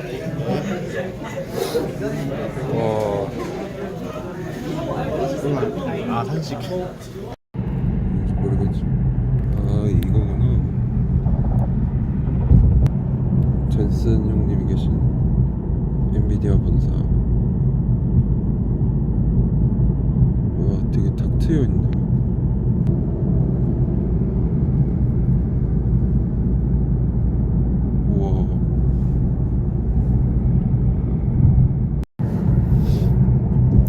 되게 비싸 보이는데요?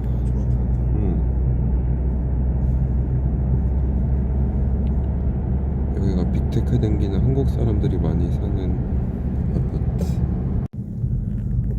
아, 저기가 들어가는 길이구나. 철창이 막아놨어. 안 보여. 무슨 스티브 잡스 무슨 빌딩이라고 적혀 있었어. Employees Entrance.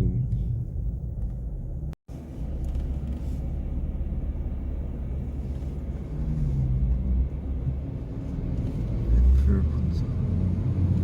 여기가 이제 필스라는 데인데 캘리포니아에서 이제 블루보틀만큼 핫하고 캘리포니아에밖에 없는 커피집이라고 합니다. 여기서 좀 특이한 커피가 있다고 해서 한번 먹어보겠습니다. 저기에 설빙, 명랑핫도그, 페리카나가 있습니다. 욕을 하네. 여기가 필스 내부입니다. 민트 커피가 있습니다. 먹어보도록 하겠습니다. 이거 한번 위에를 뜯을게요. 네, 뜯어봤어요. 오픈식.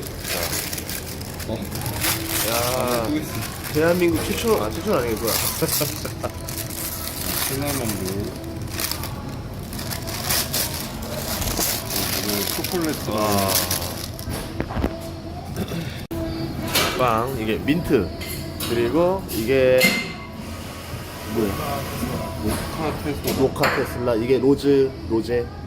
예, 로제. 와, 다 쉽지 않은 메뉴들인 것 같은데 우리 시음식을 한번 해보도록 하겠습니다. 이런 거 처음 봐. 자, 민트 커피. 민트 커피.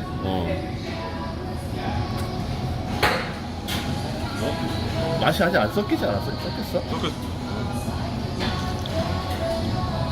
괜찮아. 맛있는데. 그건 자, 본인은 민트를 좋아하니까. 전 민트 파니까.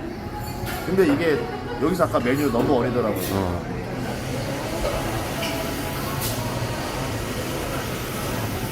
아니야.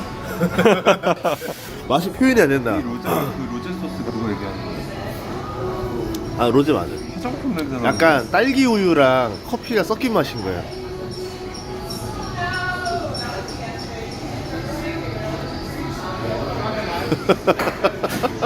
이거는 잘 모르겠어. 그치? 전 차라리 민트가 나. 나는 민트가 이런 느낌이었어. 여기 딱 컨셉이 상하색의 분홍색 지붕이구나. 어떤 여기 왼쪽에 이거야? 약간 교회 같은 거. 약간 그 학교 브러쉬 보면은 메사트 나오는 그런 오하이오 오발 같은. 여기 이쁘다. 스타일 포트.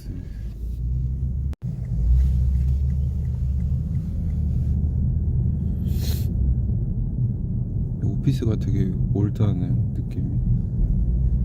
안에는 틀린 거야. 자, 여기는 미국의 유명한 테크 기업 중 하나인 인투이트의 본사입니다. 빌딩이 하나가 아니고 여러 개가 있는데 여기가 좀 예뻐서 찍어봤습니다.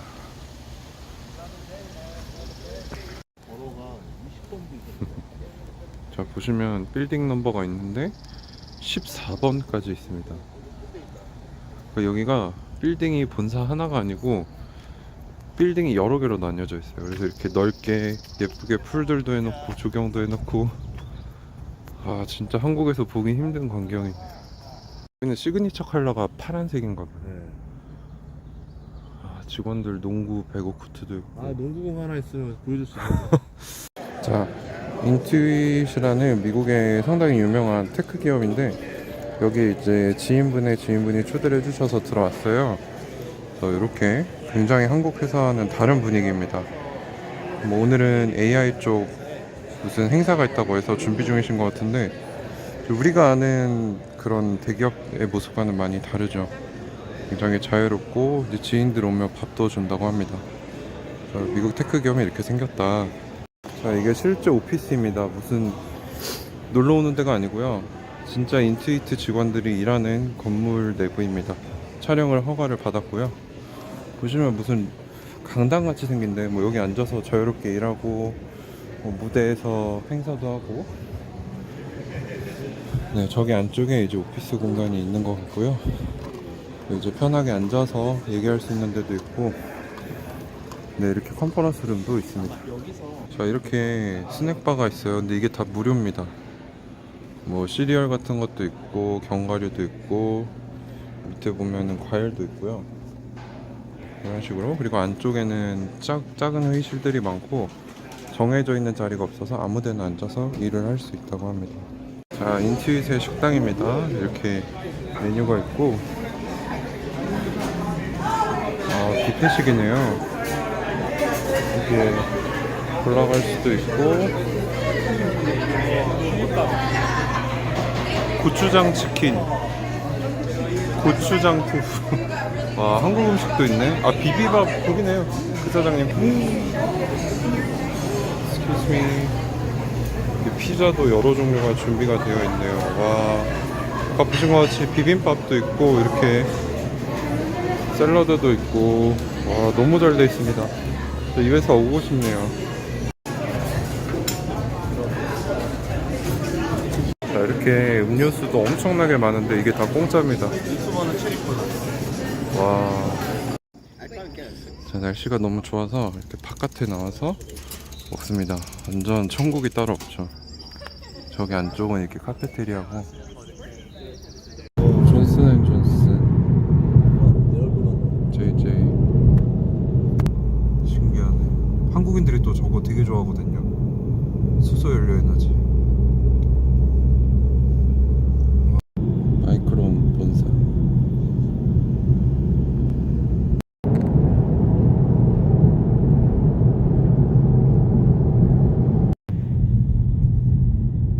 진짜 크구나. 테슬라 공장. 아, 그래서 여기 테슬라가 이렇게 많구나. 왜 이렇게 많나 했더니 다 테슬라. 와.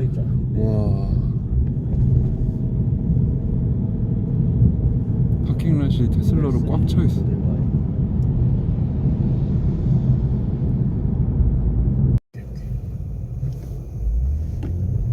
파킹랏이 다 테슬라. 여기 직원이. 아, 여긴 직원들인데 직원들도 테슬라 많이 타네요. 그러니까 충성도가 좋은데. 더 싸게 사겠지. 저분인가? 자, 테슬라 프리몬트 공장에 왔습니다. 이제 소장님 구독자분께서 초청을 해주셔가지고 투어를 할 수 있게 됐어요. 저는 이제 아이온큐 어닝 때문에 못 들어가는데 이제 소장님 채널에서 어떤 일들이 있었는지 보시면 좋을 것 같습니다. 인텔 가시죠. 감사합니다.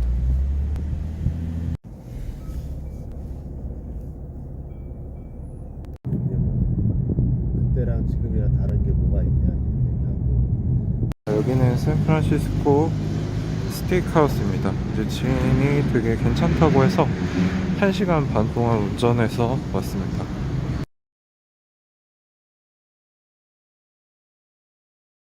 그걸 다 써요, 상인하네. 그렇게 계획 없이 써요, 돈을? 이게 다 태양열 기와. 와, 이게 뭐야 이게. 전 처음에 무슨 한국식인 줄 알았어요, 생긴 게. 구글에 왔습니다. 구글. 자, 저희가 구글 본사에 왔습니다. 파란색 의자도 있고, 저기 보면은 구글 자전거가 있습니다. 여기는 상대적으로 오래된 건물인데 이따가 새로운 건물도 보여드릴게요. 원피어는 저 아래쪽이야. 저 큰 빌딩 저 아래. 아, 오케이. 무령 쌤. 저게 이제 구글 사람들이 타는 구글 자전거라고 하는데 저희도 한번 타보겠습니다. 자, 여기는 우리 아이온큐 컴퓨터가 올라가서 사용되고 있는 구글 클라우드에 왔습니다. 여기 이제 좀 둘러보고 웨이모에 근무하시는 분 얘기도 좀 들어보고 식사를 하도록 하겠습니다.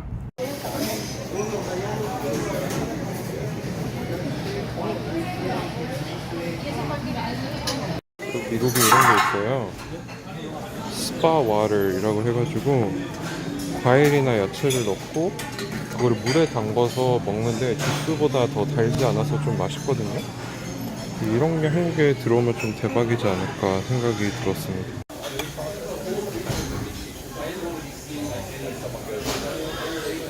이렇게 메뉴를 시켜서 디저트랑 먹습니다.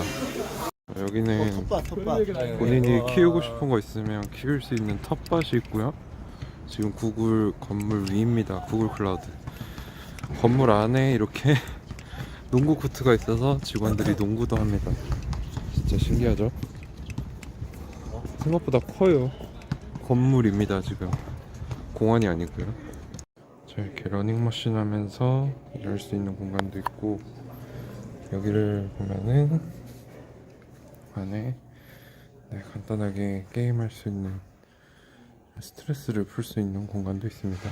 이 구글 빌딩들은 위에 솔라 패널을 깔아가지고 이 태양열 에너지로 돈을 벌어서 뭐 본인들 에너지도 직접 감당을 하고 남는 에너지를 심지어 판다고도 합니다. 실리콘밸리는 이게 좀 트렌드인가 봐요. 자, 구글에 이렇게 들어오면 스낵바가 있습니다. 좀 보여드릴 텐데, 이쪽에는 이제 냉장고에 음료수들 무료고, 옆에 커피 머신도 있고, 맨 밑에는 이렇게 블러 처리가 되어 있는데, 왜 그러냐면 건강에 안 좋은 거니까 먹지 마라, 지양해라, 이런 뜻이에요. 여기 밑에 보면 이제 살찌는 음료수들 있고, 위에는 이제 뭐 차 종류, 비타민 워터, 뭐 물 이런 것들이 있고, 여기도 열어보면은 뭐 트로피카나도 있고, 뭐 코코넛 밀크, 그 위에는 뭐 치즈, 유산균, 요거트, 좀 뭡니까, 당근 뭐 이런 게 있어요. 자, 스낵바도 이렇게, 제가 여러 빌딩을 가봤는데 다 비슷해요. 여기 뭐 보면은 시럽, 커피에 넣는 시럽, 뭐 위에 넣는 토핑들도 있고, 여기 보면은 이렇게 간단하게 먹을 수 있는 뭐 육포나 이런 조그만 칩들 있고, 여기 뭐야, 와플 먹어야겠다. 조그만 디저트, 이런 것도 있고요. 이 위에를 보니까 여기도 뭐 스낵커 이런 거 있고, 이 위에는 메뉴가 다 똑같아요. 뭐 피스타치오, 팝콘, 이 컵에다가 담아서 먹으면 되죠. 여기 보면 아몬드도 있고, 굉장히 말린 파인애플, 시리얼 종류도 있네요. 보니까 여기 커피 머신도 있고, 이렇게 아이스 머신도 있고, 탄산수, 찬물, 요거는 뭐 미지근한 물 같은데, 여기 뭐 설탕도 있고, 젓는 막대, 원두, 뭐 또 카페 보면 많이 보이는 커피 머신, 시럽, 저거는 뭔지 잘 모르겠어요. 차 종류인 것 같아요. 차, 싱크대, 이렇게 있습니다. 이게 이제 한 군데만 있는 게 아니고 모든 빌딩에 다 있어요. 그래서 이렇게 직원들 복지가 아주 뛰어납니다. 야생, 예, 야생이에요? 뭐야? 이 동네 돌아다니는. 그럼 저러면 잡아가지 않아요? 이 동네 왜 잡아? 쟤 날지도 못하잖아요. 날지 어차피. 못하지. 잡아와서 뭐하게? 칠면조 고기. 털 뽑아서 얼마나 귀찮냐. 레스토랑 그냥 같이. 야, 미국은, 식당에 가면 해주는데. 우리나라는 아직도 개 나돌아다니면 개장수들이 잡아가요. 그렇지, 우린 잡아. 걔는 그러지. 칠면조 있으면 100% 잡아갈걸요? 자기가 알아서 들어갔는데 저기 자기가 집인가 보네. 자, 저기 나사 연구소가 있고요. 나사가 구글에 붙어 있어요. 아마 뭐 협력을 많이 해서 그런 것 같은데, 여기가 이제 새로 생긴 신사옥이라고 합니다. 근데 이게 저는 기와를 번떠서 만든 줄 알았더니 태양광 패널을 최대한 많이 넣기 위해서 이렇게 곡선지게 만들었다고 하네요. 그래서 자체 에너지 조달해서 탄소 중립도 확립을 하고, 에너지를 팔기도 하고, 이제 전기차 충전소를 무료로 직원들에게 운영한다고 합니다. 진짜 스케일이 크죠, 구글.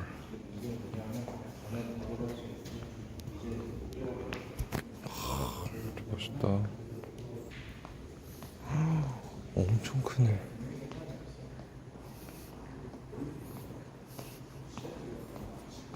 폰룸.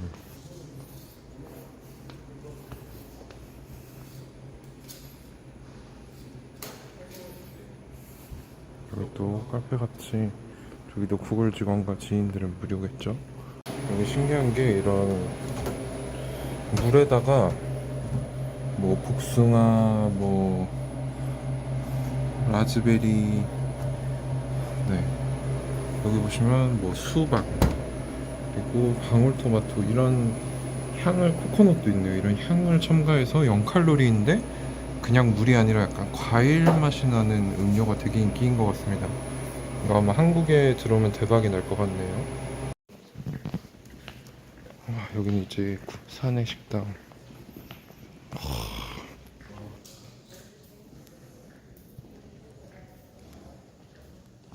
굉장히 넓습니다. 신사옥이.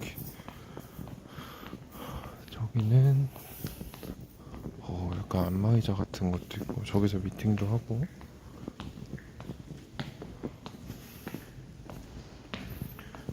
또 이렇게 감각적인 인테리어로. 자, 방금 보신 그 건물이 하나가 아니고요, 두 번째 건물이 똑같은 게 있고, 저쪽에 세 번째 건물이 있습니다. 지금 이만한 건물이 3개나 있다는 거.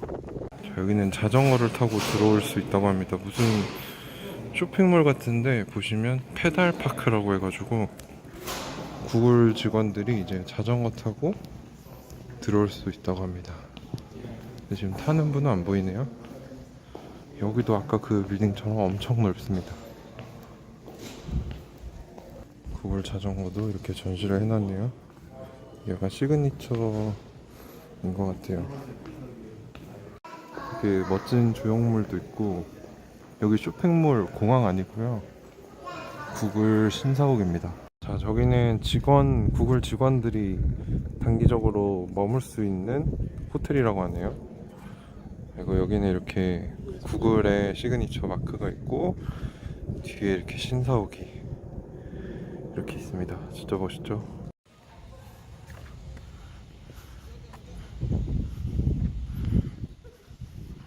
야, 구글러에 출근하는 모습. Welcome to Google. 자, 이렇게 바깥에서 직원들이 나와서 트레이너 선생님한테 PT를 받고 있습니다. 뒤에 이제 신사옥이 있는데, 이렇게 너무 멋있죠? 자, 여기 미국 대자연을 보십시오. 구글 사옥도 멋있는데 정말 저 끝에 보이는 저 산은 여기서 뭐 몇십 킬로 떨어져 있겠죠. 이게 이렇게 보입니다. 너무 멋있네요.